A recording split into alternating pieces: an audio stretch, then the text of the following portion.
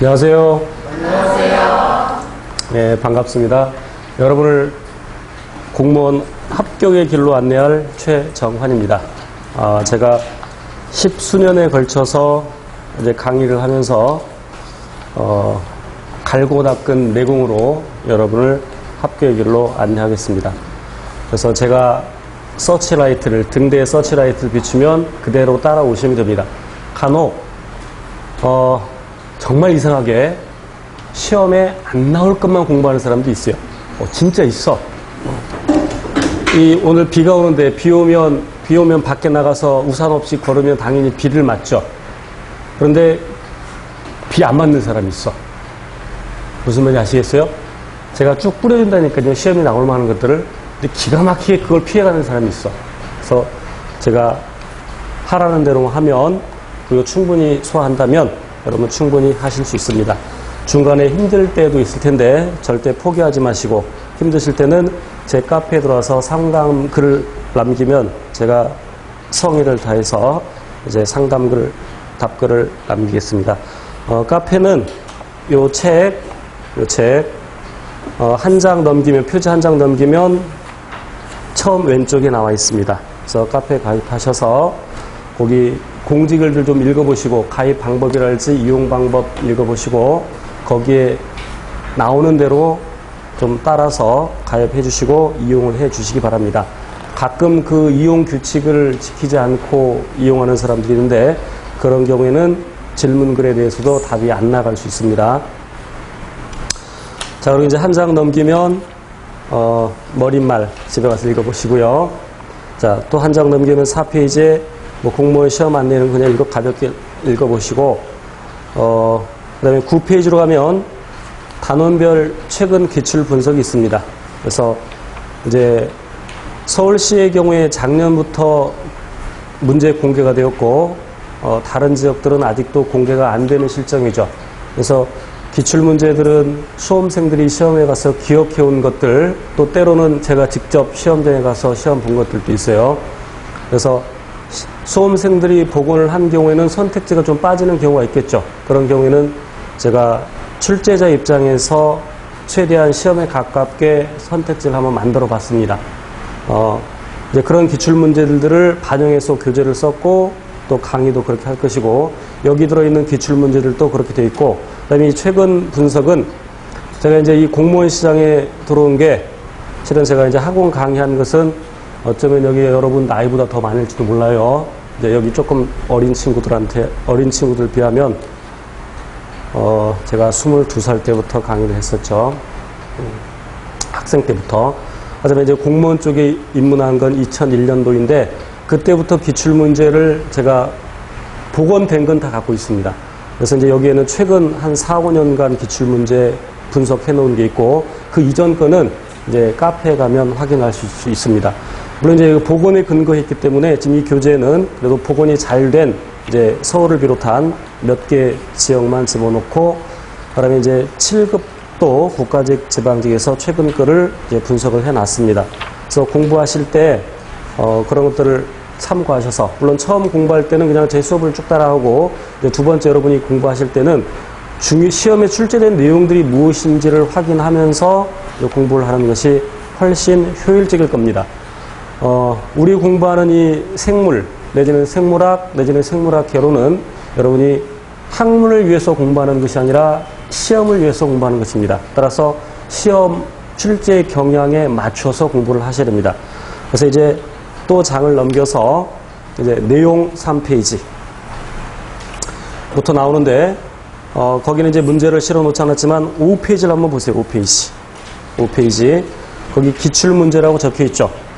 5페이지 오른쪽 하단에 기출문제. 그래서 군데군데 이렇게 중요한 기출문제가 이론편에 들어 있습니다. 그래서 공부하고 바로 확인하실 수 있게끔 제가 책 구성을 했고, 그 다음에 또 개념편 넘기면 매 장마다 또 적중 예상 문제가 있는데, 그러니까 12쪽에 적중 예상 문제, 이 적중 예상 문제도 최대한 기출 문제를 많이 반영을 했습니다.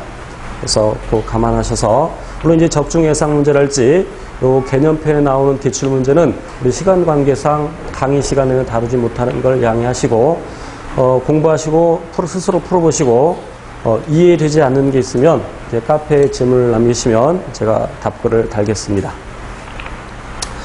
자, 이제 3페이지로 가서 제 1장 생명현상의 과학적 탐구. 물론 우리 교재 구성을 보면 목차에 보면 전부 22장까지 되어 있습니다. 생태계까지. 이제 전에 심화 교재에서 좀 어려운 내용들을 빼고 기본 교재로 만들었는데, 그래서 두 챕터는 예전 심화에서 두 챕터는 빼고, 그러니까 식물 파트하고 그다음에 생식 파트가 일부 빠졌습니다. 그런 건 나중에 심화반에서 다루면 될 것이고요. 자, 이제 3페이지로 가서 생명현상의 과학적 탐구부터 보겠습니다.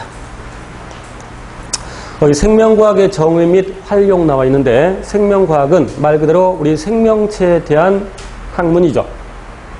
이런 개념들은 시험에 나오지 않을 것이고, 생명과학의 활용, 이런 것도 그냥 한 번쯤 읽어보시면 되고, 생명과학의 연구 대상도 여러분이 지금 일부러 외우지 않아도 이 과정을 듣게 되면 저절로 외워지게 됩니다. 그를 위해서는 우리 생물이 어떻게 구성되어 있는가를 알면 생명과학 연구 대상은 저절로 해결이 됩니다. 우리 생물은 세포를 기본 단위로 해서 체계적으로 구성되어 있죠. 조금 있다가 생물의 특성에 대해서 공부할 텐데, 미리 이제 생물의 특성 간단히 얘기하면 세포를 기본 단위로 해서 체계적으로 구성되어 있다. 그래서 세포들이 모여서 조직이 되고, 이때 구조와 기능이 같은 세포들이 모여서 하나의 조직이 되죠. 여러분 꼭 기억하실 것이, 물론 제가 지금 말하는 것이 시험에 직접 나오는 건 아니지만, 이 말을 이해하고 있으면 이제 뒤에 나오는 것들 쉽게 이제 이해되는 것들이 있습니다. 구조가 기능을 결정합니다. 제가 굉장히 강조하는 것인데, 구조가 기능을 결정하죠. 자동차가 굴러갈 수 있는 것은 자동차 바퀴가 동그랗게 있기 때문이죠. 거기 자동차의 바퀴가 네모나타면 굴러가기 어렵겠죠. 그래서 구조가 같은 것들은 기능이 되게 같겠죠. 그래서 구조와 기능이 같은 세포들이 모여서 조직이 되고, 그 조직들이 모여서 기관이 되고, 예를 들어서 사람을 예를 들면 사람의 하나의 소화기관으로서 위를 한번 생각해 볼게요.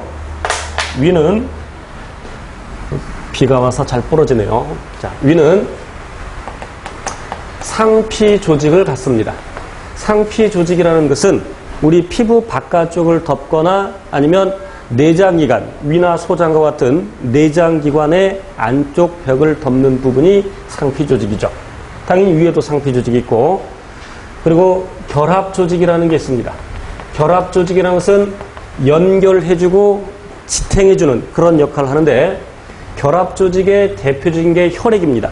그리고 뼈, 연골, 힘줄, 인대, 이런 것들이 결합 조직이 해당되는데, 위에도 혈액이 흘러가죠. 위에도 혈관이 퍼져 있고, 그 다음에 굶으면 속쓰림을 알 수 있는 것은 신경 조직이 있기 때문이죠.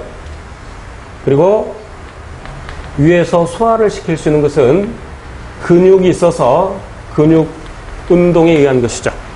이와 같이 서로 다른 조직들이 모여서 하나의 기관이 되고, 소화기관을 예를 들면 우리가 음식물을 섭취했을 때 음식물의 이동 경로를 한번 생각해 봅시다.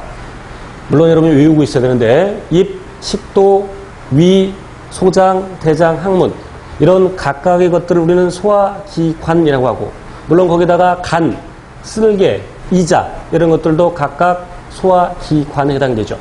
그럼 지금 말한 이런 소화기관들을 다 합한 것, 전부 합한 것을 소화기관계라고 하고요. 물론 그런 기관계는 식물에는 없는 단계, 동물에만 있는 단계, 물론 식물에는 조직계라는 게 있습니다. 이따 다시 한번 하겠습니다. 그리고 그러한 기관들이 모여서 개체가 되죠. 그리고 세포 더 아래로 쪼개보면 세포는 여러 가지 세포 소기관으로 구성되어 있습니다. 핵을 비롯해서 미토콘드리아, 그 다음에 소포체, 골지체 등과 같은 세포 소기관, 그 세포 소기관을 더 쪼개면 분자로 구성되어 있죠. 단백질, 무슨 DNA, 탄수화물, 지방, 이런 분자로, 그 분자를 더 쪼개면 원자가 되죠. 그런데 우리 생물학에서는 분자 수준부터 생명현상을 연구합니다. 그래서 분자 수준에서 생명현상을 연구하는 것을 분자생물학이라고 하고, 세포 소기관 또는 세포 수준에서 세포학이라고 하고, 뭐 조직학 이런 식으로 나오겠죠. 그러면 이제 개체 이상의 수준을 보면 개체군이라는 것이 있는데, 군은 무리군자입니다. 일정한 지역에 예를 들어서 북한산이 있습니다. 그럼 북한산에 사는 다람쥐 집단, 같은 지역, 같은 시간에 같은 지역에 서식하는 생육하는 동종의 집단을, 같은 종의 집단을 개체군이라고 합니다. 개체무리, 개체라는 것은 하나의 생명체를 의미하고요. 자, 그다음에 그럼 북한산에는 다람쥐만 사는 것이 아니라 청설모, 다람쥐 비슷한 청설모라는 것도 있고, 뭐 뱀도 있고, 까치도 있고, 여러 가지 식물들, 세균, 곰팡이, 버섯, 뭐 이런 것들이 있겠죠. 그런 걸 다 통틀어서 군집이라고 합니다. 개체군의 집합. 그리고 북한산에는 그런 생물만 있는 것, 군집은 다 생물에 해당됩니다. 생물만 있는 것이 아니라 무생물들도 있죠. 거기는 바위, 토양, 물, 공기 이런 걸 다 포함해서, 그런 걸 생물과 무생물 다 포함해서 생태계라고 합니다. 그래서 이제 3페이지에 보시면 생명과학의 연구 대상이 생태계, 물론 이선 큰 개념부터 설명을 해놨습니다. 생태계, 군집, 개체군 쭉 읽어보시면 되겠고, 그래서 분자까지 나와 있죠. 자, 이제 생명과학의 탐구 방법 4페이지로 가서 생명과학의 탐구 방법. 생명과학의 탐구 방법은 꼭 생명과학에서만 적용하는 것이 아니라 다른 물리학이나 화학, 지구과학 등에서도 적용될 수 있습니다. 때로는 요즘은 인문과학 또는 사회학을 사회과학 이렇게 부르기도 하죠. 그렇다고 그게 과학은 아니죠. 방법론을, 과학에 있어서는 방법론을 사용하기도 하기 때문에 인문과학, 사회과학 이렇게 얘기하기도 하는데, 그래서 생명과학의 탐구 방법을 보면 귀납적 탐구 방법과 연역적 탐구 방법이 있습니다. 귀납적 탐구 방법은 여러분들이 고등학교 국어 시간에 배웠던 귀납법과 유사합니다. 연역적 탐구 방법은 연역법과 유사합니다. 귀납법 결론이 먼저 나왔습니까? 나중에 나왔습니까? 결론이 나중에 나오죠. 귀납적인 방법은 개개의 사실로부터, 어떤 사실로부터 결론을 이끌어내가는 방법입니다. 시험에 나올 가능성은 적습니다만 시험에는 주로 연역적 탐구 방법이 나오는데, 그래도 비교하기 위해서 귀납적 탐구 방법을 설명드리는 것인데, 예를 들면 어떤 한 종류의 꽃이 있을 때, 어떤 꽃이 있을 때 그 꽃잎의 길이하고 그 속에 들어있는 꽃가루의 수 어떤 관계가 있는지를 알아보고자 합니다. 그럼 예를 들어서 5종의 꽃이 있다고 합시다. 그럼 그 5종의 꽃에서 꽃잎의 길이를 자로 재고 다, 그리고 꽃가루, 화분 꽃가루입니다. 꽃가루의 수를 세고서 그 둘의 관계, 어떤 관계가 있는지를 결론 내릴 수 있겠죠. 알아볼 수 있겠죠. 이렇게 개개의 사실들로부터 결론을 이끌어내가는 것이 귀납적 탐구 방법. 연역적 탐구 방법은 반대로 결론이 먼저 나오고 그 결론을 증명해가는 방법입니다. 자, 어떤 사실의 관찰로부터 시작되는데, 사실 관찰. 이 사실 관찰은 자연현상을 관찰하는 경우도 있고, 또는 책에서 뭔가를 읽는 것도 있고. 자, 이런 예를 듭시다. 길 가다가, 뭐 지금이 썩 적당한 시즌은 아니지만 초가을에 길을 가다가 꽃집 앞을 지나게 됐습니다.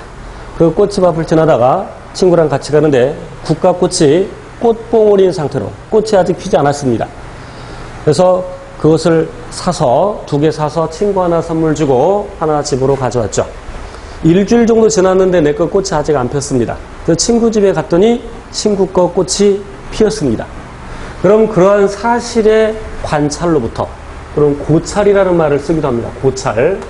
그런 사실의 관찰로부터 여러분은 어떤 생각이 들겠습니까? 생물학은 생물 또는 생명과학 이렇게 얘기하는데 문과 과목이 아니라 이과 과목입니다. 그러니까 이과 마인드를 가지고 공부를 하셔야 돼요. 물론 이 중에 고등학교 때 문과였던 학생들도 있을 텐데 문과 한번 손 들어봐요. 들어봐. 제가 그걸 감안해서 강의를 하니까 이번에는 좀 적네요. 저번 텀에는 꽤 많던데 물론 이과였더라도 이과 마인드를 가지지 않고 문과 마인드로 공부를 한 사람도 있었을 겁니다. 그래서 어려웠죠. 그래서 인생이 불행해질 수도 있었습니다. 이과 과목이니까 이과 마인드를 가지고 공부하셔야 돼요. 그래서 제가 잠깐 동안 이과 마인드를 물론 제가 전달하려고 하는 게 얼마나 전달될지는 모르겠으나 이과 마인드를 좀 오늘 길러드리려고 합니다. 자, 여러분이 그러한 사실을 관찰하였다면 여러분이라면 어떤 생각이 들겠습니까? 내 건 꽃이 안 피었는데 친구 건 꽃이 피어 있어. 그럼 그러한 사실을 보고 어떤 생각이 들겠어? 눈이 마주쳤어. 어떤 생각이 들겠어? 내 건 안 피었는데 친구 것만 꽃이 피었어. 무슨 생각이 들겠어? 꽃을 보고서 예쁘다 이런 생각을 할 수도 있겠죠. 그럼 문과죠 거의. 아니면 예체능이죠. 그런 것들을 보고 뭐 시로 표현하거나 뭐 그림을 그리거나 뭐 작사 작곡을 하거나 뭐 그랬었겠죠. 하지만 이과들 물론 이과들도 그런 걸 보고서 아름답다 생각할 수 있지만 우리는 지금 탐구라는 걸 생각할 때 그럼 그러한 사실을 보고서 내 건 안 폈는데 친구 거는 왜 꽃이 폈지? 왜라는 생각이 들어야 됩니다. 그 왜라는 생각을 드는 거를 문제인식이라고 합니다. 문제인식을 하지 않으면 탐구는 진행되지 않습니다. 그것을 보고 그냥 아름답다라고 생각하면 더 이상 탐구는 진행되지 않겠죠. 왜 그럴까? 라는 생각, 왜 문제인식. 그럼 그 왜 그럴까에 대한 나름대로의 답을 한번 생각해 보겠죠. 답을 한번 생각해 봅시다. 내 건 안 폈는데 친구 꽃이 폈대. 왜 그랬을까? 뭐 이유가 있었을 거 아닙니까? 그 이유를 하나 생각해 봅시다. 왜 그랬을까요? 자, 물, 수분량. 제가 설명하려고 했던 게 수분량이 딱 아시고. 자, 그럼 수분량이 내 친구한테 물어봤어. 너 물 얼마큼 줬어? 그랬더니 이틀에 한 컵씩 줬대. 나는 안 줬는데. 그럼 그 수분량의 차이에 의해서 꽃이 피고 안 피고 했을 것이다. 그래서 수분량이 국화꽃의 개화에 영향을 주었을 것이다. 또는 줄 것이다. 뭐뭐일 것이다. 그것을 가설이라고 하죠. 그래서 가설을 세웁니다. 가설 설정. 그 가설을 세우고 그래서 친구한테 물어봤던 대로 이틀에 한 번씩 집으로 돌아와서 물을 줬습니다. 한 컵씩. 그랬더니 3일 후에 꽃이 폈어. 그럼 이제 그 방금 얘기한 것은 실험 단계가 되겠죠. 그것을 탐구라고 합니다. 그래서 친구한테 물어보기를 그래서 물 이틀에 한 컵씩 줬다고 했으니까 나도 이틀에 한 번씩 물을 줘야 되겠다. 실험 계획을 세우는 것이죠. 탐구 설계. 그리고 실제로 그렇게 하는 겁니다. 탐구 수행. 탐구 설계 및 수행.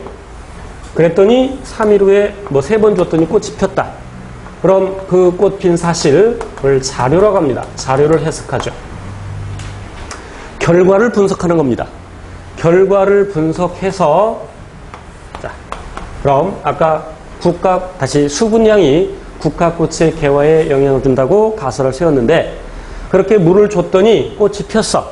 그럼 수분량이 국화꽃의 개화에 영향을 주는구나 라고 결론 내릴 수 있어요? 없어요? 있어요? 없어요? 없습니다. 끄덕끄덕한 사람은 아마도 문과였을 것이고 맞아요? 자, 그러니까 과학이 어려웠던 거예요. 자, 다른 예를 들게요. 어떤 사람이 감기 특효약을 개발하고 그 사람이 말하기를 이 약으로 말씀드릴 것 같으면 한 번만 먹어도 감기가 뚝 떨어지는 그런 약이 올시다. 사람들이 안 믿어주겠죠. 임상실험을 해야죠. 그래서 100명의 감기 환자에게 그 사람이 만든 약을 먹여봤습니다. 그랬더니 95명이 나왔습니다.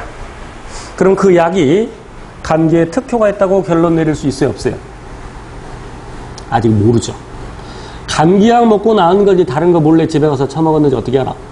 알 수가 없죠. 또 약이라는 것은 이런 효과가 이게 뭐 시험에 나오는 단어는 아니겠지만 플래시보 대학 때 들어보셨죠? 가짜 약이라는 뜻이죠. 그래서 플래시보 이펙트 위약 효과 가짜약 그런 가짜약 효과가 있을 수도 있죠.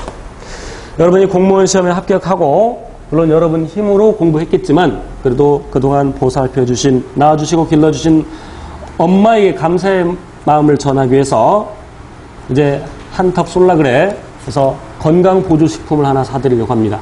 그런데 돈이 얼마 안 남았어. 우리 초봉 얼마 안 된 거 아시죠? 하지만 차곡차곡 쌓이면 많아집니다.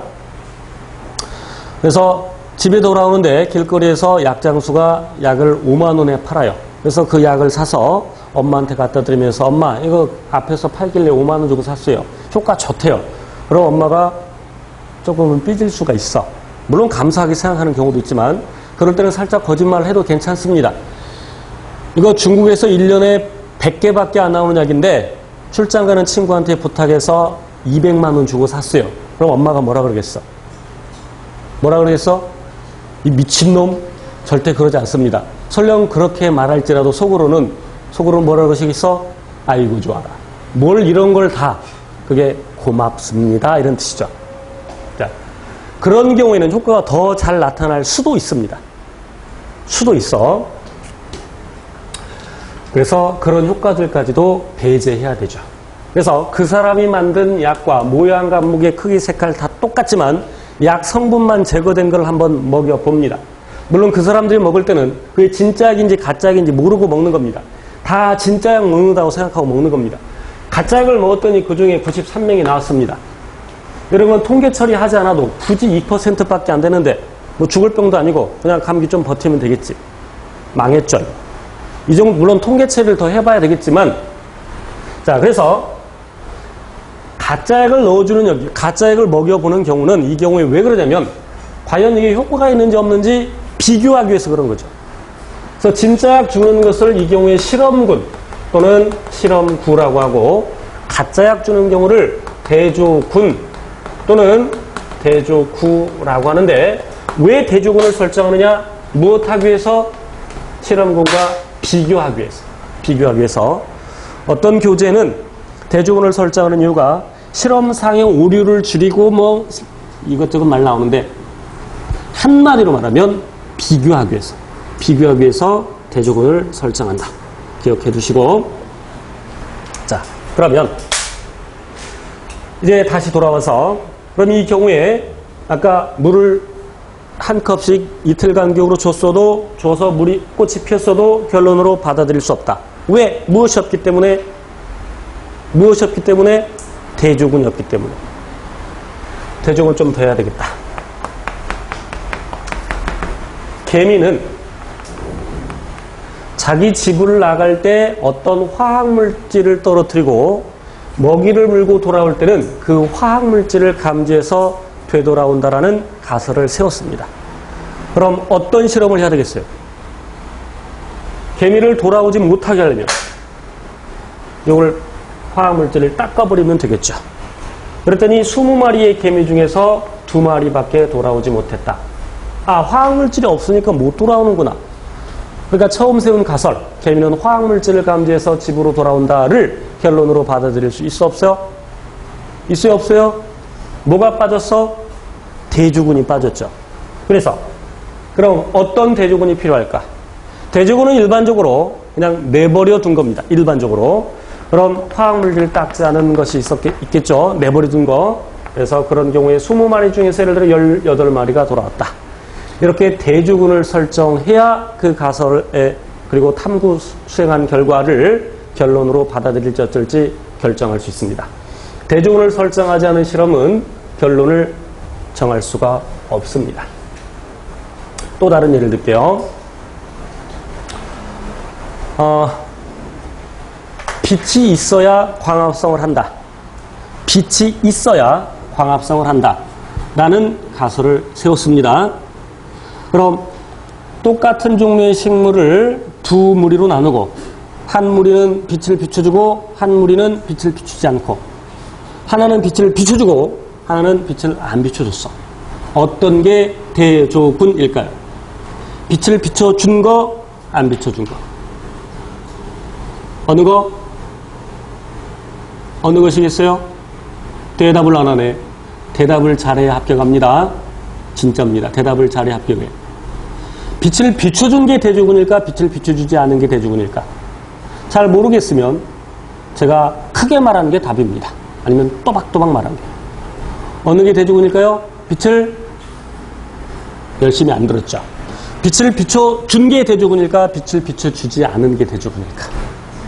여러분 생각에는 빛을 비춰주지 않은 게 대조군 같지만 빛을 비춰준 게 대조군입니다. 왜 그럴까?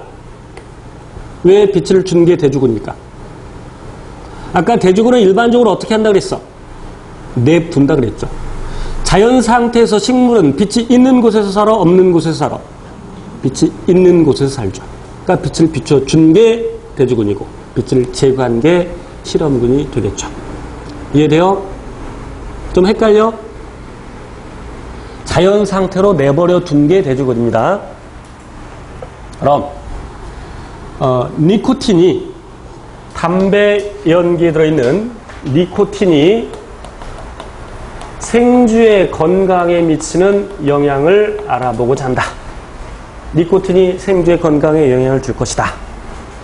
그럼 쥐를 두 무리로 나누어서 니코틴을 준 거 안 준 거 있을 텐데 그럼 니코틴을 줄 때 쥐야 담배 펴라 이렇게 할 수 없겠지.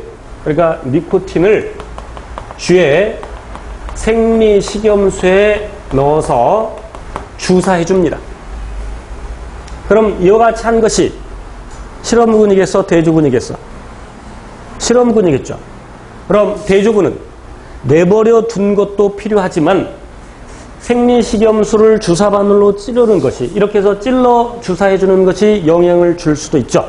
그래서 니코틴 빼고 그냥 생리식염수만 주사해 준 대조군도 필요하겠죠.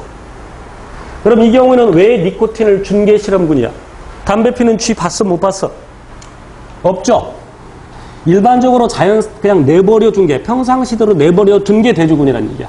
담배 피는 쥐가 없으니까 니코틴 준 게 실험군이죠.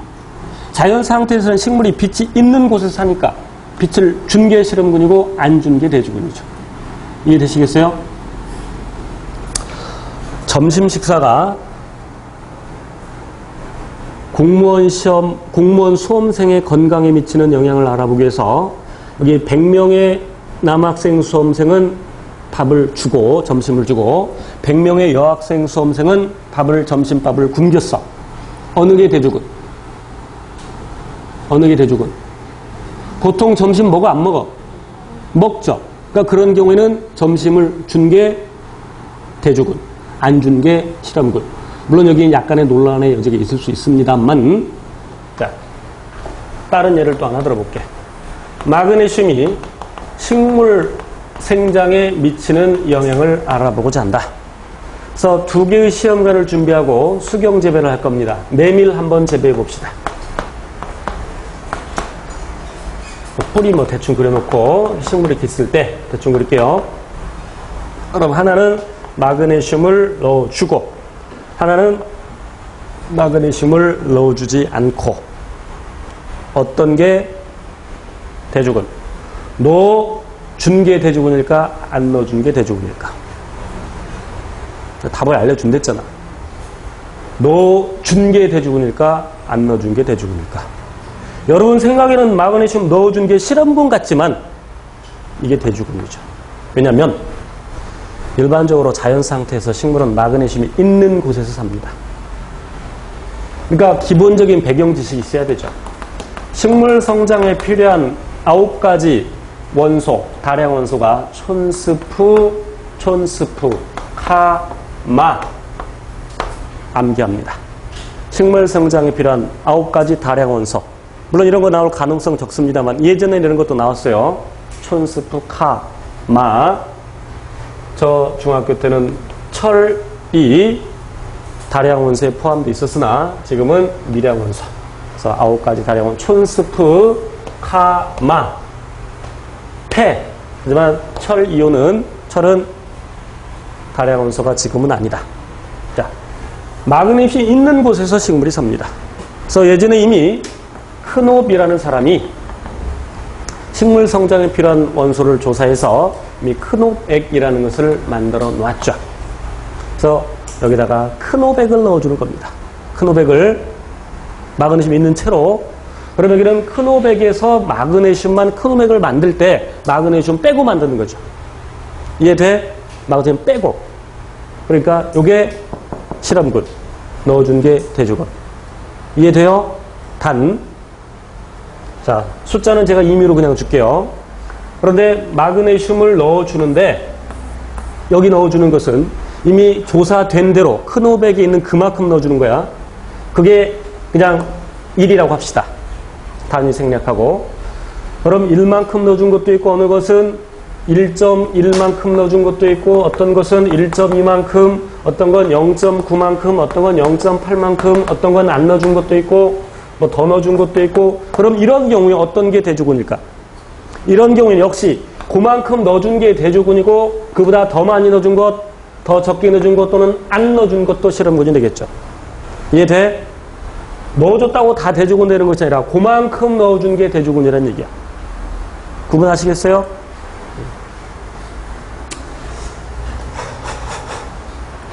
자, 그리고 실험실에서 할 때는 되게 증류수라는 말이 나오면 증류수 넣어준 거, 증류수라는 말이 나오면 그것이 대조군입니다. 자, 예를 들면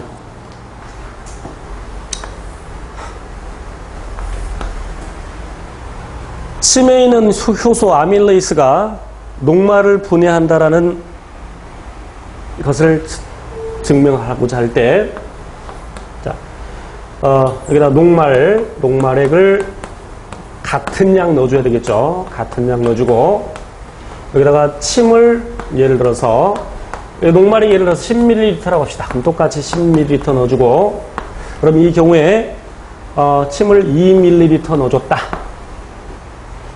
그리고 여기는 안 넣어줬다. 그럼 이때는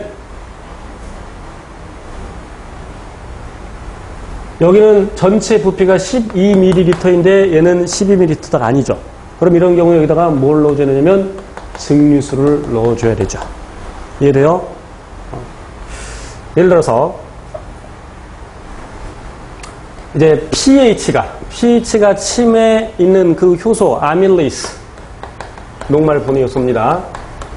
아밀레이스에 미치는 영향을 알아보고자 할 때는 pH를 다르게 해줘야 되는데, 그래서 똑같이 녹말액 10ml씩 넣고, 그럼 하나는 산성 조건으로 만들어주고 하나는 염기성 조건으로 만들어주기 위해서 여기다가는 염산을 조금 집어넣고, 예를 들어서 묽은 염산을 2ml 넣었다고 칩시다. 여기다가는 수산화나트륨 2ml 넣었다고 칩시다. 그럼 여기다가는 얘는 이렇게 되는데 얘는 부피가 다르죠. 그래서 여기다가는 증류수를 집어넣어야 되죠. 물론 증류수를 집어넣음으로써 pH를 7로 유지를 시키는 거고, 이건 산성 조건으로 만드는 거고, 산성이 무언지 염기성이 무언지는 이따가 얘기하겠습니다. 그래서 일반적으로 증류수를 넣어주는 것, 일반적입니다. 일반적으로 증류수 넣었다 그러면 그것이 대조군이 됩니다. 됐죠? 자, 그래서 아까 다시 돌아와서 시간이 좀 걸렸는데, 수분량이 개화에 영향을 준다고 가설을 세웠을 때 수분량을 서로 다르게 해봐야 되겠죠. 그래서 하나는 물을 주고 하나는 물을 안 주고, 그래서 꽃이 피나 안 피나 봤더니 물을 준 녀석 꽃이 피고 물을 안 준 녀석도 꽃이 피었어. 그럼 수분량이 개화에 영향을 준다라는 것을 결론으로 받아들일 수 있어 없어? 없죠. 자, 그런데 여기 물을 주고 여기는 물을 안 주는데 여기는 빛을 비추고 여기는 또 빛을 안 비추고, 그럼 돼 안 돼? 안 되죠. 똑같이 빛을 비춰야 되죠. 온도도 똑같게 해야 되죠.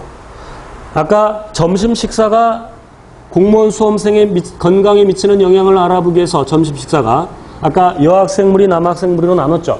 실은 그건 잘못된 실험입니다. 똑같이 해야 돼요. 둘 다 여학생으로 하건 둘 다 남학생으로 하건 그냥 골고루 섞어서 하건 오케이? 그런 것마저도 다 똑같게 해줘야 되죠. 그런 걸 뭐라 하냐면 통제변인이라고 하죠. 통제변인. 그럼 여기서 수분량을 서로 다르게 줬죠. 물론 더 정확히 하려면 물 주는 양을 여기는 예를 들어서 뭐 10ml 너무 적다. 뭐 50ml 주고 100ml 주고 150ml, 200ml 이렇게 또 안 준 것도 있고 이렇게 다양하게 해봐야 되겠죠. 그랬더니 수분량에 관계없이 전부 다 꽃이 피었어. 그럼 그 가설을 결론으로 받아들일 수 없죠. 자, 어쨌건 지금 이 수분량이 개화영향을 준다라고 생각해서 가설을 세웠을 때 수분량만 다르게 주고 나머지 모든 조건들을 다 똑같게 해야 되죠. 심지어 꽃의 처음 상태, 화분의 크기까지도 다 똑같게 해야 됩니다. 그런 걸 통제 변인이라고 하고 다르게 해준 것, 수분량, 그것을 조작 변인이라고 얘기하죠. 조작 변인과 통제 변인을 합해서 독립 변인이라고 합니다. 용어 기억하셔야 돼요. 왜 이름이 조작 변인이냐? 실험자 의도대로 바꿔줄 수 있죠. 조작할 수 있죠. 내 마음대로 수분량을 조절할 수 있어. 그러니까 조작 변인이고 나머지 조건으로 모두 다 똑같게 해줘야 되죠. 그럼 여기서 꽃이 피네 안 피네는 내가 결정짓는 게 아니죠. 요거에 따라 달라지겠죠. 그래서 그것을 뭐라 하냐면 종속 변인이라고 이야기합니다. 그러니까 아까 수분량이 국화꽃의 개화에 영향을 줄 것이다 라고 가설을 세웠을 때 수분량이 조작 변인에 해당이 되고 개화 여부 종속 변인이 되고 그럼 수분량을 제한 나머지 모든 조건들 CO2 농도, 온도, 그 다음에 빛의 색이, 일조량, 화분의 크기, 꽃의 처음 상태 이런 거 다 통틀어서 통제 변인이라고 얘기하죠. 그러면 수분량이 개화영향을 줄 것이다. 그러니까 가설이라는 것은 조작 변인과 종속 변인으로 나타내어질 수 있죠. 이해되죠? 자, 어쨌건 수분량을 다르게 했는데 모두 다 꽃이 폈다. 그러면 우리가 세운 가설이 잘못되었죠. 그럼 자료를 해석해서 결론을 이끌어내가는데 우리 가설이 틀렸단 말이에요. 그럼 가설이 틀렸으면 어떻게 해야 되겠어? 가설이 틀렸으면 어떻게 되겠어? 집에서 안 보인대. 어쩔 수 없어. 알았어. 오른쪽에 쓸게요. 이제 결론을 이끌어내야 되는데 우리 가설이 틀렸어. 어떻게 해야 돼? 그럼 다시 세워야 되죠. 요 과정에서 가설이 틀렸으면 가설을 수정하거나 또는 다시 설정을 해야 되죠. 그래서 일조량, 빛을 쪼이는 시간, 일조량이 국화꽃의 개화에 영향을 줄 것이다. 가설을 세우고 일조량을 서로 다르게 해서 물론 다양하게 하면 할수록 좋겠지만 하나는 10시간 빛을 비추고 하나는 14시간 빛을 비추는데 10시간 빛을 비추는 것은 강하게 비추고 14시간 비춘 것은 약하게 비추고 그랬더니 10시간 비춘 건 꽃이 피었고 14시간 비춘 것은 꽃이 피지 않았다. 라고 할 때 일조량이 개화에 영향을 준다고 결론 내릴 수 있어 없어? 실험 자체가 잘못됐죠. 어디가 잘못됐어? 요게 잘못됐죠. 이거 통제 변인이죠. 일조량, 빛을 쪼는 시간만 조작 변이고 나머지 모든 조건들 통제 변인 똑같게 해야 되죠. 그래서 이렇게 빛을 약하게 비추었어. 돼요? 돼, 안 돼? 제가 온도 통제해 볼게. 영하 50도. 얼어 죽겠다. 실험 자체가 성립이 안 되는 거죠. 그러니까 통제변이라고 해서 자기 마음대로 일정하게 하는 것이 아니라 그 식물을 재료로 했을 때는 식물을 대상으로 했을 때는 그 식물이 살 수 있을 정도로 적당하게 그리고 일반적으로 국화꽃은 일조량이 빛의 세기가 약한 곳에 사는 것이 아니라 빛의 세기가 강한 곳에 살죠. 그러니까 실은 빛을 강하게 비추어 줘야 되는 겁니다. 이해됐죠? 그랬더니 10시간 빛을 비춘 건 꽃이 피었고 14시간 빛을 비춘 건 꽃이 피지 않았다. 물론 여기서 나머지 모든 조건들 아까 언급한 것처럼 CO2 농도, 그 다음에 온도, 빛의 색이 이런 건 모두 다 똑같이 한 겁니다. 그랬더니 이런 결과를 보였다. 일조량이 국화꽃에 영향을 준다라고 결론을 내리고 그럼 국화꽃은 그런데 그럼 국화꽃이 아닌 다른 예를 들어 장미 또는 뭐 배춧가 식물들 이런 것들은 다른 과식물들은 어떻게 되느냐 또 각각 실험을 해봐야 되겠죠. 그래서 여러 가지 식물에 적용을 해서 뭐 결론 도출 및 일반화라고도 하고 그 다음 일반화 이렇게 하기도 하죠. 자, 그래서 일반화 시킨다는 얘기는 아까 그 가설이 설이 되거나 이론이 되거나 법칙이 되는 것이요. 물론 생물학에는 법칙이 그리 많지는 않죠. 되게 설 이론이 많죠. 왜냐하면 생물은 살아있는 것이라서 예외가 꽤 많습니다. 되게 생물학에는 법칙이 그리 많지는 않습니다. 물론 이제 우리가 공부하면서 몇 가지 법칙은 공부하게 될 겁니다.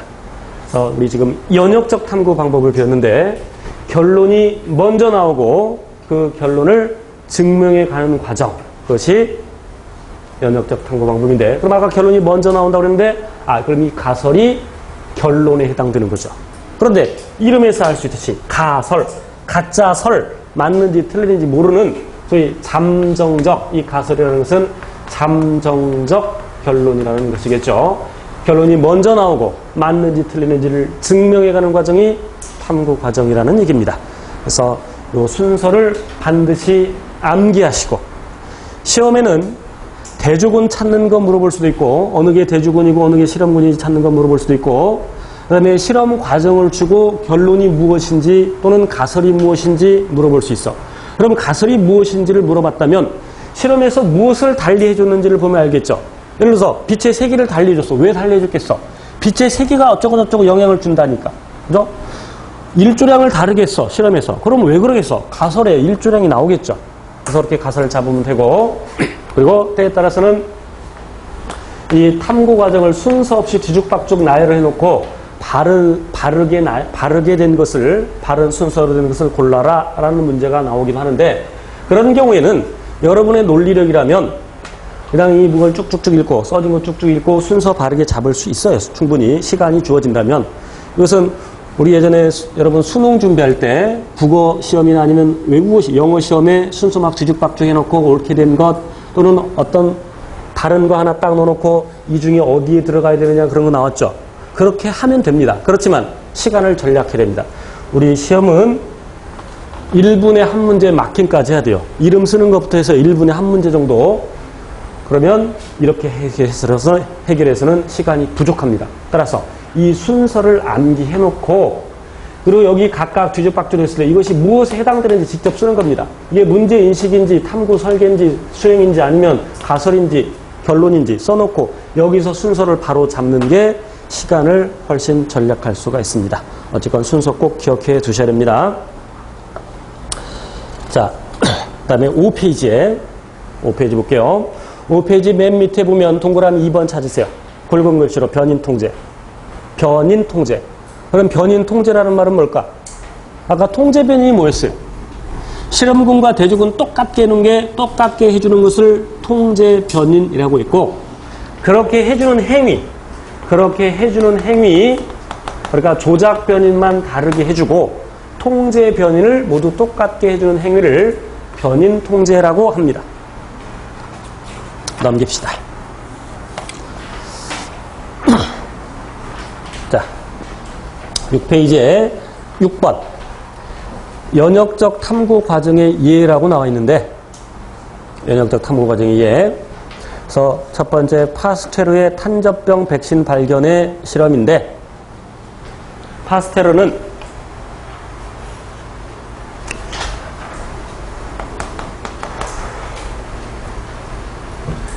양을 25마리씩 나누어서 하나는 백신을 주고 그러니까 탄저균을 가열해서 약화시킨 다음에 멸균한 다음에 주고 하나는 안 줬습니다. 그리고 나서 탄저균을 주사해 줬죠. 둘 다 똑같이. 그랬더니 둘 다 탄저균 주사. 그랬더니 요 녀석들은 양이 전부 살았고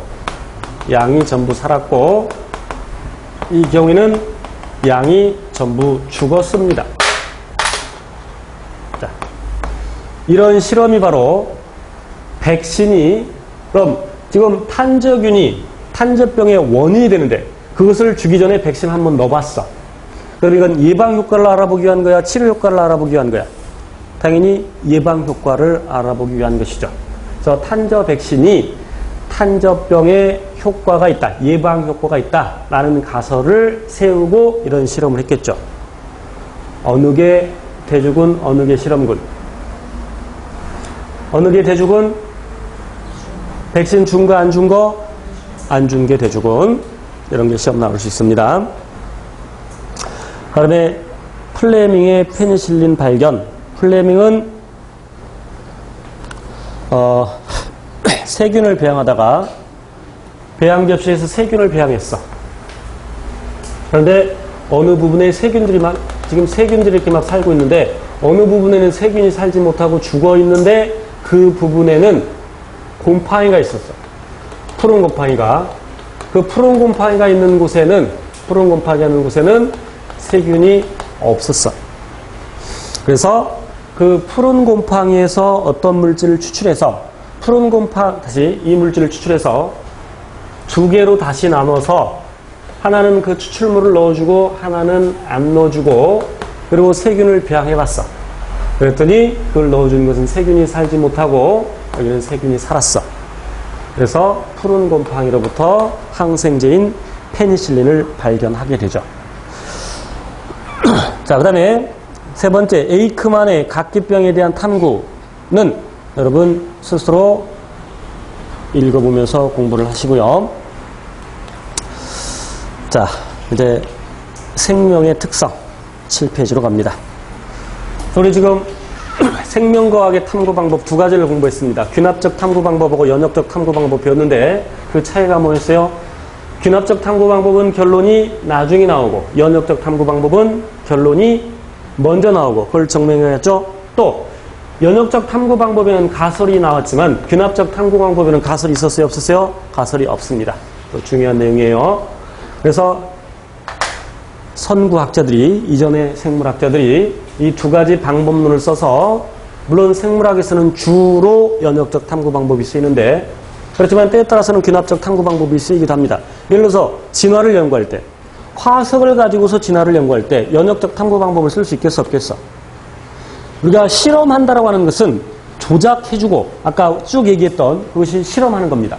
연역적 탐구 방법에 다시 균합적 탐구 방법에서 아까 꽃잎의 길이하고 꽃가루의 수의 관계를 알아보자 할 때 그걸 실험한다라고 표현하는 것은 잘못된 겁니다. 그냥 조사하고 측정하는 겁니다. 조사, 측정. 자로 재고, 꽃잎의 길이를 자로 재고, 꽃가루가 몇 개인지 눈으로 세고, 그런 건 실험이 아닙니다. 그래서 여러 가지 생물학에서는 주로 연역적 탐구 방법을 쓰지만 화석을 가지고서 진화를 연구할 때는 실험할 수가 없어.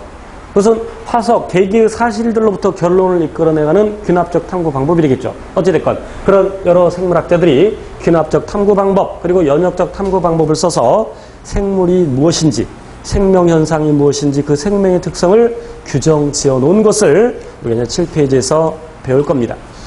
모든 생물은 예외 없이 세포로 구성되어 있습니다. 아까 언급한 것처럼. 일단 제목만 한번 쭉 보고 갈게요. 물론 여러분 아까 서두에 언급을 했어야 되는데 처음 얘기를 했어야 되는데 오늘은 첫날이라서 제가 비교적 좀 천천히 가는 편이지만 좀 빨라요? 저는 평상시에 비해서 좀 천천히 한다고 생각하고 했는데 그래서 교재를 오늘 받으신 분도 있어서 예습을 못 해왔겠지만 다음 시간부터는 예습을 해 오셔야 됩니다. 예습을 해 오시되 여기 내가 이걸 읽어서 이걸 내가 이번에 다 알아버려야지 그럴 거면 그냥 혼자 공부하시면 되죠. 그래서 어떤 내용들이 있는가 그냥 제목 정도 개략적인 것만 보고 오시면 됩니다. 그림 있으면 그림 보시고 제목들 생명의 특성 예를 들어서 생명의 특성을 예습한다면 물론 시간이 충분히 있을 때는 직장 다니지 않고 그냥 공부만 하고 있을 때는 가급적이면 다 읽어옵니다. 이때 그냥 가벼운 마음으로 소설책 읽듯이 가벼운 이런 내용들을 배우는구나 그 정도. 정 시간이 없으면 생물의 특성 세포로 구성되어 있네. 물질 대사라는 걸 하네. 그럼 물질 대사가 무엇이 좀 궁금하지 않겠어요? 물질 대사는 단어로 물질 대사 뭐지? 그럼 한번 읽어보는 겁니다. 생명체 내에서 물질 합성하고 분해하는 일련의 화학 반응을 물질 대사를 하는구나. 그냥 그 정도 그냥 읽어보는 겁니다. 그걸 꼭 기억해 올 필요는 없습니다. 그래서 또 8페이지 보면 자극에 대한 반응과 항상성 유지, 발생과 생장, 생식과 유전, 적응과 진화. 이것이 생물의 특성 6가지로 정리해 놓은 겁니다. 자, 칠판에서 설명드리겠습니다. 페이지는 7페이지를 펴놓으시고.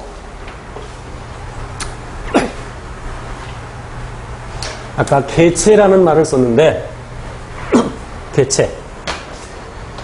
영어의 individual을 번역한 겁니다. individual. 개인 또는 개체라고 번역을 하죠. 한 생명체로 의미합니다. 한 생명체를 사람 한 사람, 사람 한 사람 또는 가로수로 심어지는 은행나무 한 그루 한 그루, 벚나무 한 그루 한 그루 또는 문 손잡이에 있는 세균 하나를 다 각각 개체라고 합니다. 하나의 생명체. 우리 지금 생물의 특성 또는 생명현상의 특성을 공부하는데 모든 생물은 죽지 않으려는 현상을 나타냅니다. 죽지 않는다는 얘기는 그 개체를 유지한다는 얘기죠. 개체 유지 현상. 죽지 않으려는 현상, 개체 유지 현상. 그렇지만 지구상에 있는 어떠한 생명체도 죽지 않을 수는 없어. 영원히 살 수 있는 건 없습니다. 모두 다 죽죠. 그래서 새끼를 만들죠. 그래서 대신 세상을 살아가게 하죠. 그게 종족유지 현상이죠. 그럼 개체유지 현상과 종족유지 현상이 무엇이느냐? 구별을 해야 되는데 개체유지 현상, 모든 생물 아까 언급한 것처럼 예외 없이 세포로 구성되어 있습니다. 세포를 기본 단위로 해서 체계적으로 구성되어 있죠.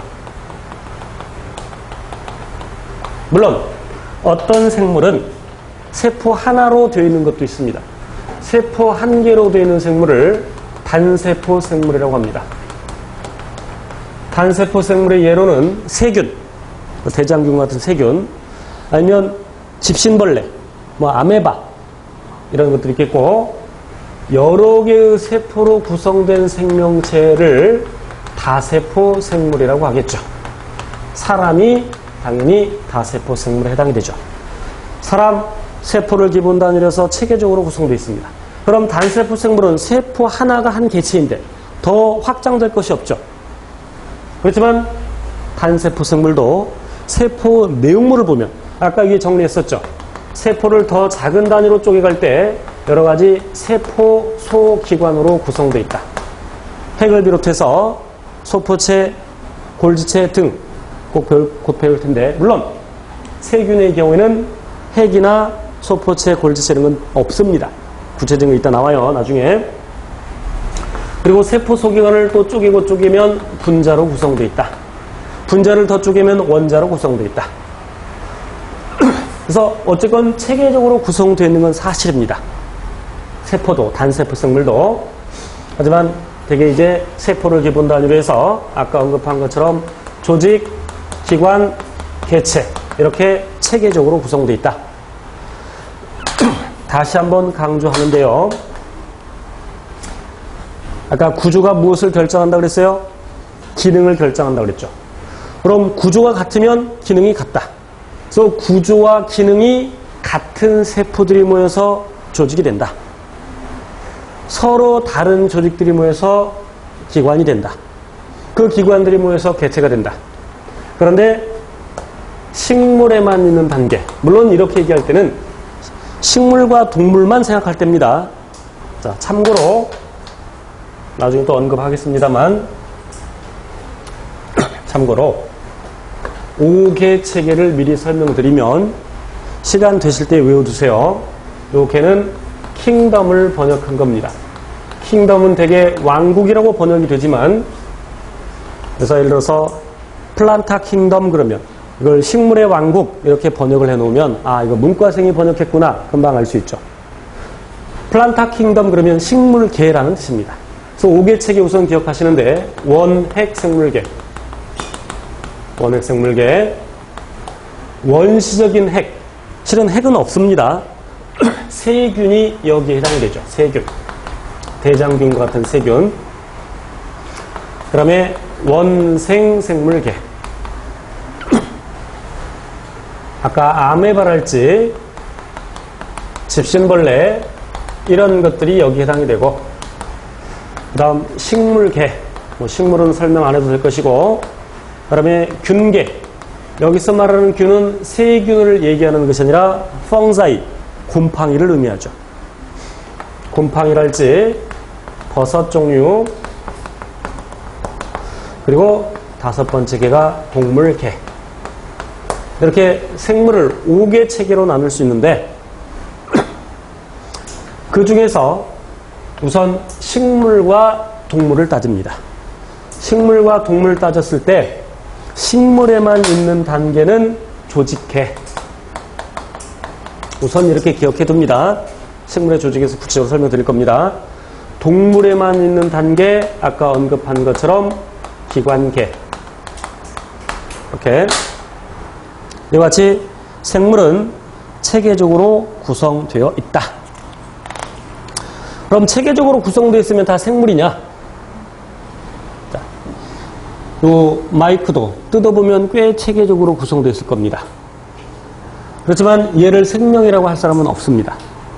왜 이걸 생명이라고 하지 않을까? 왜 이걸 생물이라고 할 수 없을까요? 물론 여러 가지 이유가 있겠습니다만 물질 대사를 하지 못합니다. 물질 대사라는 것은 일상생활에서 신진대사라는 말을 쓰죠. 그 신진대사에 해당되는 겁니다. 세포 내, 생체에 살아있는 세포 내에서 일어나는 모든 화학 반응을 통틀어서 물질 대사라고 합니다. 체내에서 일어나는 일련의 화학 반응을 물질 대사라고 하는데, 물질 대사는 동화작용과 이화작용이 있습니다. 이름에서 알 수 있듯이 동화작용은 동화, 같을 동, 될 화, 이화작용의 이는 다를 이, 될 화. 동화작용은 쉽게 말하면 합성입니다. 이화작용은 쉽게 말하면 분해입니다. 예를 들어서 엿당이 소화 과정에서 두 분자의 포도당이 됩니다. 같은 게 되었네. 그러니까 동화 그러면 안 돼. 동화는 합성, 이화는 분해. 이건 분해니까 이화작용에 해당이 되죠. 그래서 동화작용의 대표적인 게 뭐가 있냐면 광합성이 있습니다. 동화작용의 대표적인 것이 광합성이 있고, 이화작용의 대표적인 것이 호흡이 있는데, 여기서 말하는 호흡은 숨쉬기를 얘기하는 게 아닙니다. 제가 지금 초등학생 데리고 강의하는 게 아니죠. 그러면 산소를 들여 마시고 이산화탄소를 내뱉는 것도 아닙니다. 여기서 말하는 호흡, 진정한 의미 호흡은 더 구체적으로 세포호흡이라고 하는데, 생명체 내에서 필요한, 생명활동에 필요한 에너지, ATP를 만드는 과정을 호흡 또는 세포호흡이라고 합니다. 자, 광합성의 전체 반응식을 여기다 적어 보겠습니다. 자, 여기다 적을게요. 오른쪽에다가. 물론 외우고 있어야 돼요. 이제 광합성은 이산화탄소와 물을 재료로 해서 앞에 계수까지 완벽하게 외우셔야 됩니다. 이산화탄소와 물을 재료로 해서 포도당을 만드는 과정인데, 포도당은 C6H12O6 외우셔야 돼요. 그리고 부산물로서 물 6개, 그리고 산소 6개가 나옵니다. 왜 이름이 광합성이냐면, 광은 빛광자죠. 빛 에너지를 흡수하기 때문에 광합성이라고 하는데, 그래서 빛 에너지를 흡수한다. 그래서 광합성입니다. 그래서 동화작용은 이와 같이 에너지를 흡수하는 흡열 반응입니다. 흡열 반응. 자, 이산화탄소, 물, 포도당, 누가 제일 복잡하게 생겼어요? 포도당이 제일 복잡하게 생겼죠? 우리 분자량이라는 거 아직 배우지 않았지만, 분자량 나중에 설명드릴 겁니다만, 이산화탄소의 분자량이 44이고 물의 분자량이 18이고 포도당 분자량 180. 복잡해졌죠? 이런 걸 굳이 따지지 않더라도 이산화탄소, 물, 포도당이 제일 복잡해졌네. 합성된 거죠. 합성.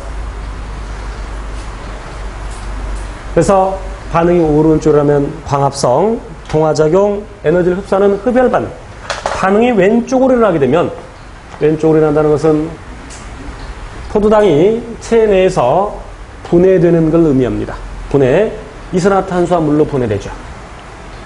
그래서 반응이 왼쪽으로 일어나면 세포, 그런 호흡이라고 얘기하죠.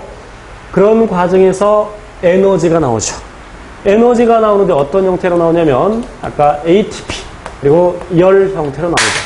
이와 같이 에너지를 방출합니다. 그래서 이화작용은 에너지를 방출하는 발열 반응이고, 이처럼 물질 대사는 에너지의 출입을 동반하죠. 그래서 에너지 대사라고도 합니다. 됐죠? 자, 세포호흡은 쉽게 말하면 포도당을 우리 몸 안에서 태우는 겁니다. 우리 몸 안에서 태우는 것인데, 그럼 포도당을 공기 중에서 태울 때는, 자, 이 세포호흡의 경우에는 36.5도씨면 충분히 잘 일어납니다. 그런데 포도당을 공기에 태울 때는 36.5도씨는 택도 없죠. 400도씨 이상으로 온도를 높여야 됩니다. 포도당을 공기 중에서 태울 때는, 연소시킬 때는 400도씨 이상으로 온도를 높여야 되는데, 우리 몸에서 태울 때는, 세포에 있을 때는 36.5도씨, 낮은 온도에서도 충분히 잘 일어나죠. 그럼 물질 대사가 낮은 온도에서도 쉽게 일어날 수 있는 것은 그 무엇인가가 물질 대사를 도와주기 때문이죠. 그 녀석이 누구냐면 효소라는 녀석입니다. 효소. 물질 대사는 무엇에 의해서 일어난다? 효소에 의해서 쓸게요. 밑에 안 보인다 그러니까. 물질 대사는 효소에 의해서 일어나는데, 효소의 주성분은 단백질. 주로 단백질. 단백질 그러면 세 가지에 민감하다는 걸 기억하셔야 됩니다. 민감하다는 얘기는, 자, 열을 수치화한 게 온도죠. 고온에서 단백질의 구조가 달라질 수 있습니다. 아까 구조가 무엇을 결정한다 그랬어? 기능을 결정한다 그랬죠.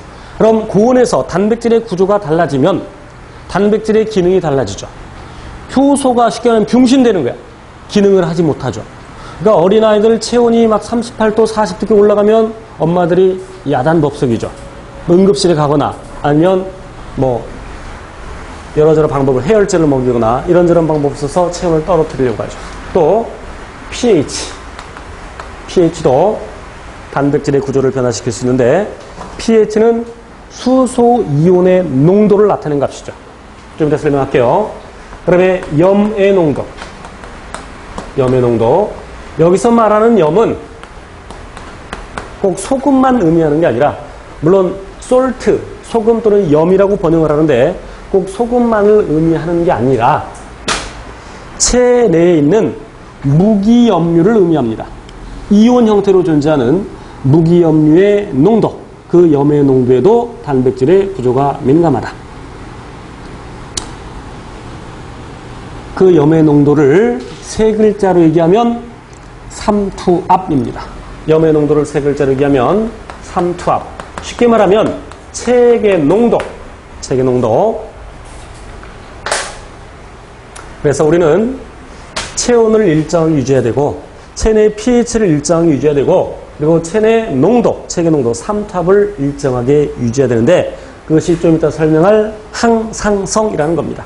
항상성 좀 이따 얘기하겠습니다만, 항상성 쉽게 말하면 같은 상태, 항상 일정하게 해야 된다. 그런 의미죠. 자, pH에 대해서 설명드리고 갈게요. pH는 이렇게 정의를 합니다. 마이너스 로그 미츠를 10으로 하는 수소이온의 몰 농도. 요 대괄호는 몰 농도를 나타내는데, 몰의 개념이 뭐냐면 몰. 분자나 원자는 크기가 매우 작습니다. 그래서 낱낱이 세기가 어렵습니다. 예를 들어서 모래 공장에 가서, 모래 가게 가서 아저씨 모래 1억 개만 주세요. 아저씨가 당황합니다. 모래 1억 개를 언제 다 세고 있어. 그래서 모래를 팔 때는 개수 단위로 파는 것이 아니라 뭐 1톤, 뭐 10톤 이런 단위로 팔겠죠. 시멘트 가게에 가서 아저씨 시멘트 100만 개 주세요. 아저씨가 당황한다니까. 그래서 40kg 단위로 팔죠. 계란 한 판 몇 개? 30개. 연필 12자루 한 다스. 배추 100포기. 요즘 그런 단위를 잘 안 쓰는데 접. 100개를 접이라고 합니다. 그래서 역시 몰이라는 것도 개수를 나타내는 하나의 단위입니다. 몰은 숫자로 외울 필요는 없겠습니다만 6.0이 그냥 간단히 6 곱하기 정확히는 6.0 곱하기 10의 23승계를 1몰이라고 합니다. 분자나 원자가 크게 너무 작으니까 이렇게 새로운 개수의 단위를 만들어 놓은 것이죠.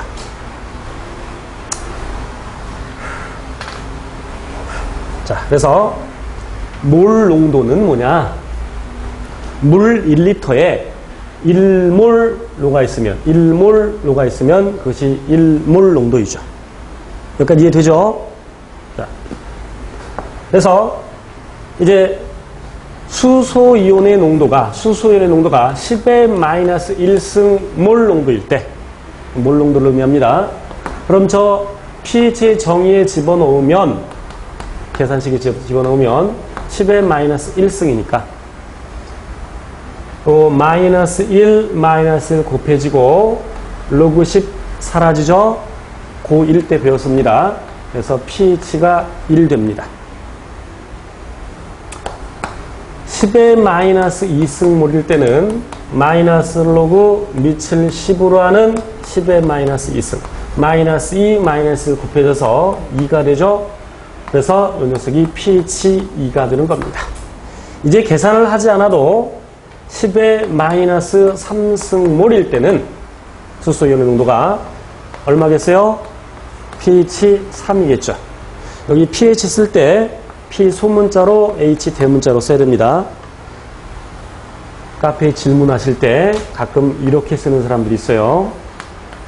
무식하다는 소리 듣습니다. 그래서 이건 약속이기 때문에 이런 약속들을 지켜서 질문글을 올려야지. 제가 좀 까칠해요.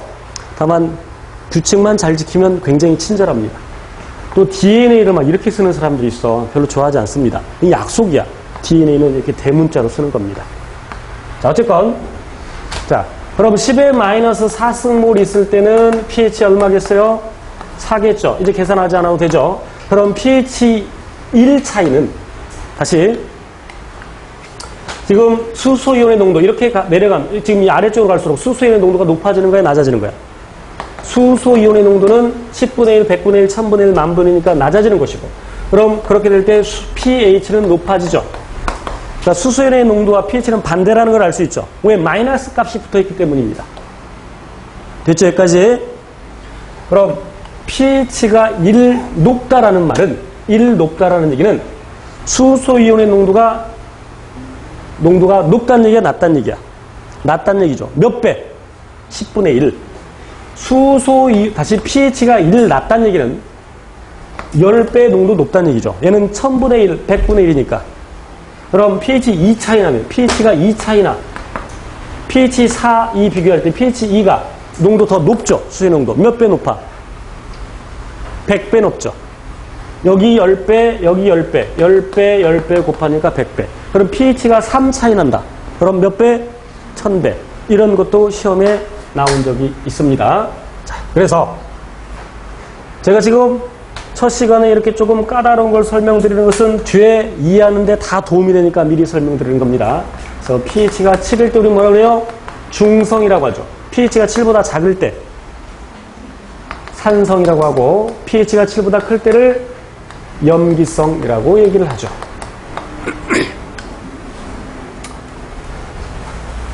자, 그리고 그럼 수소이온의 농도가 높다라는 말은 pH가 높다라는 말이야, 낮다라는 말이야? 그러니까 반대라 그랬죠. 그럼 이때 산성도가 증가하는 거예요, 감소하는 거예요? 산성도가 증가하는 것이죠. 그럼 우리 혈액의 pH가 7.4 정도 되는데, 외우셔야 돼요. 우리 혈액의 pH는 약 7.4 정도인데 혈액의 pH가 7.2로 떨어졌습니다. 자, 7보다 높으니까 어쨌든 염기성이죠. 그럼 7.4에서 7.2로 pH가 떨어졌을 때 산성도 증가한다라고 표현할 수 있어, 없어? 있어, 없어? 있죠. 비록 염기성이지만 산성도 증가했다라고 표현합니다. 어쨌건 pH 떨어지는 것을 산성도 증가라고 표현을 한다. 자, 잠시 쉬었다 하겠습니다.